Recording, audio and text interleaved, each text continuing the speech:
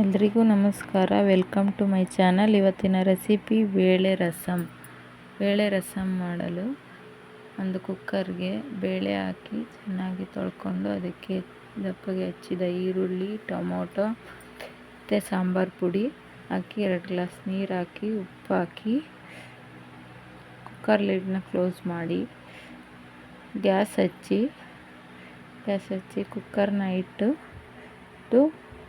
3 whistle ಕೂಗಿಸ್ಕೊಳ್ಬೇಕು.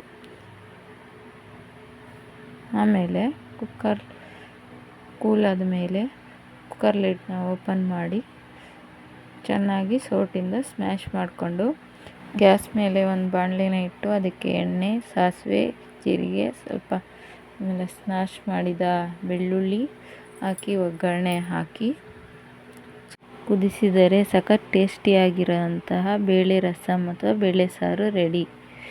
Video ಇಷ್ಟ ಆದರೆ subscribe ಮಾಡಿ, ಲೈಕ್, ಕಮೆಂಟ್ ಆ್ಯಂಡ್ ಶೇರ್ ಮಾಡಿ.